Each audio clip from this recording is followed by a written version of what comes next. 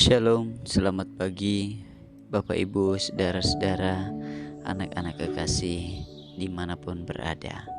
Tuhan Yesus terus mengasihi, menyertai dan memberkati.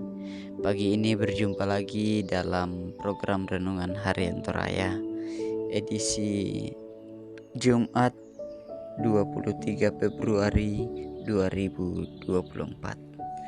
Sebelum membaca dan dengarkan firman Tuhan, mari kita berdoa. Bapa di surga, kami bersyukur untuk terus hidup dalam kasih-Mu. Dan kami berdoa kiranya firman-Mu yang akan kami dengarkan terus menolong kami untuk menyatakan hidup di dalam kebenaran-Mu, hidup di dalam iman, melakukan perbuatan-perbuatan yang Engkau kehendaki.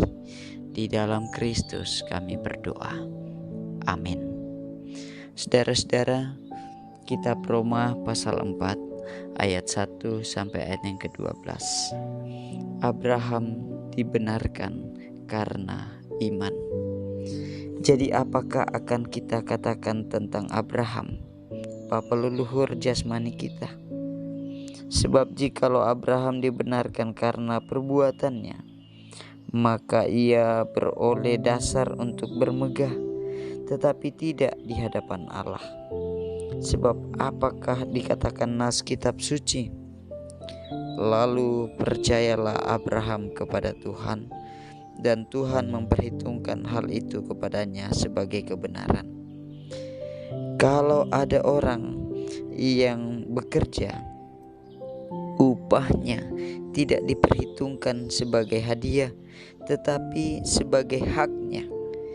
Tetapi kalau ada orang yang tidak bekerja namun percaya kepada Dia yang membenarkan orang durhaka, imannya diperhitungkan menjadi kebenaran.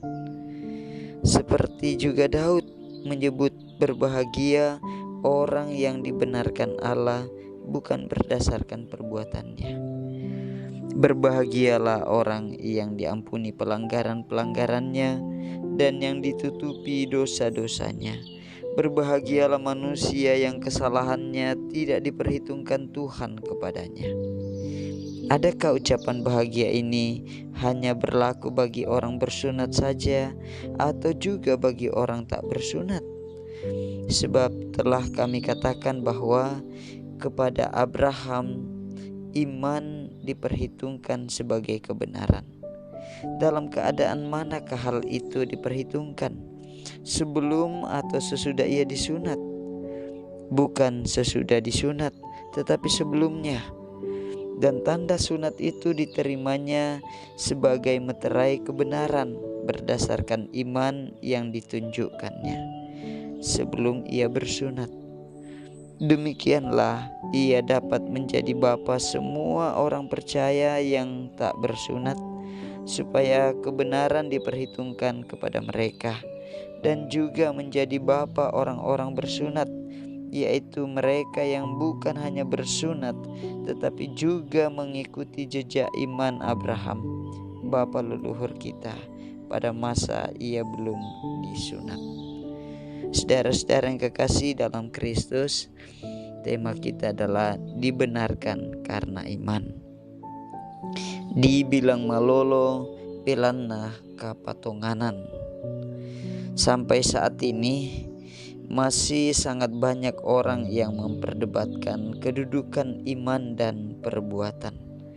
Ada yang menekankan bahwa iman yang membenarkan sehingga mengesampingkan perbuatan.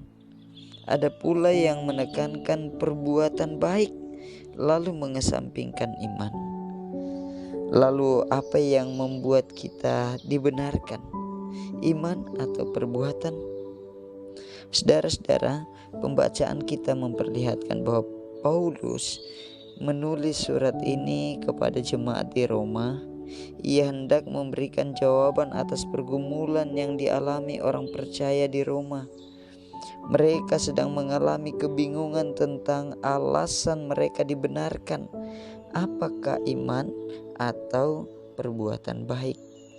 Rasul Paulus menjelaskan dengan mengutip kisah Abraham dalam Kejadian pasal 15 ayat 1 sampai ayat yang ke-6. Menurut Paulus, Abraham dibenarkan karena imannya kepada Allah. Iman yang nyata melalui kepercayaannya pada janji Allah. Kepercayaan Abraham itu diperhitungkan Allah sebagai kebenaran.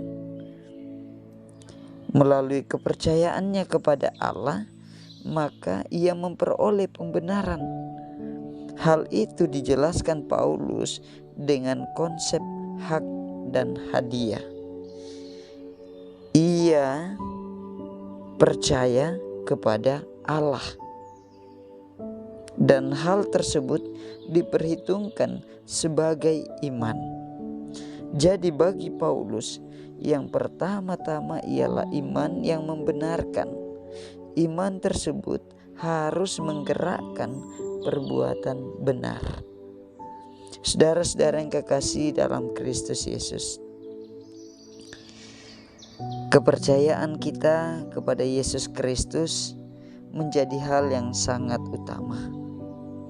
Bukan berarti perbuatan tidak penting, namun iman kepada Yesus Kristuslah yang membenarkan kita. Kita tidak bisa diselamatkan karena perbuatan. Hanya oleh iman kita dibenarkan. Iman itu yang dibuahi melalui perbuatan-perbuatan baik yang berkenan kepada Allah. Saudara-saudara yang kekasih dalam Kristus, demikian firman Tuhan yang boleh kita dengarkan bersama saat ini. Jadi dalam hidup kita ini, kita melakukan perbuatan-perbuatan baik sebagai bentuk iman kita kepada Allah, sukacita dan syukur kita karena Allah telah membenarkan kita di dalam Yesus Kristus. Mari kita berdoa. Ya Bapa di surga, terpujilah Engkau dalam hidup kami. Terima kasih saat ini kami boleh mendengarkan firman-Mu. Biarlah firman-Mu terus menolong kami untuk menyatakan hidup yang benar sebagai wujud iman kami yang bersyukur kepada Allah. Di dalam Kristus kami bersama-sama berdoa untuk segenap jemaat-Mu, pelihara mereka dalam kasih-Mu. Bangsa dan negara kami, persekutuan kami, bahkan segenap keluarga kami di dalam anugerah-Mu. Haleluya, amin. Tuhan memberkati jemaatnya, amin.